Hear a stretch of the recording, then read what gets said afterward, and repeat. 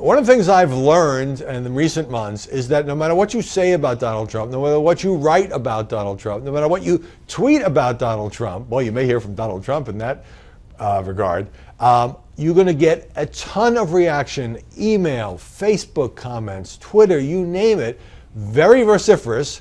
On the one hand, from Trump fans and people who think that this guy is the answer to the country's problems. On the other hand, for people who can't stand Trump, don't think the media ought to be taking him seriously, and all of that. And sometimes it bears very little relationship to what you actually have said or written about Donald Trump. Well, I had Brit Hume on the show the other day, and I think it's fair to say that Brit Hume has not been a big Donald Trump fan in the past, but on the show, he kind of gave Trump his due. Nevertheless, got an email from Joe E.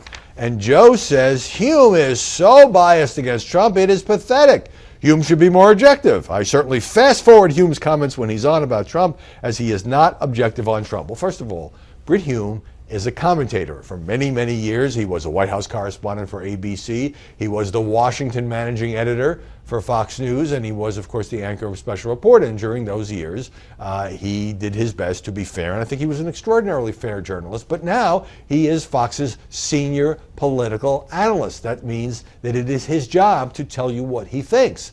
And in the past, he's criticized Trump, absolutely. But when he came on Mediabuzz and we talked about whether Trump had a point in complaining about media bias, Brit Hume said, yes, he does have a point. He gave that point to Trump. Then he went on to say that the amount of coverage, the sheer volume of coverage that Trump gets is unprecedented, something he'd never seen in his lifetime. I have not seen it either, even though it's tamped down a little bit from those days over the summer where every single Trump speech and media availability and press conference would be taken live by all of the cable networks, and he was all over the morning shows and all over the websites and everything because he's good for clicks and ratings.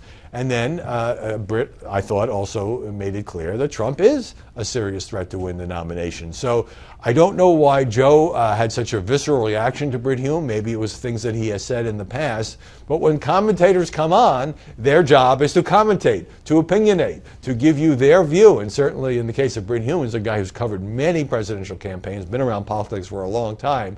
Even when I don't agree with him, or even if you don't agree with him, he's always got something smart to say.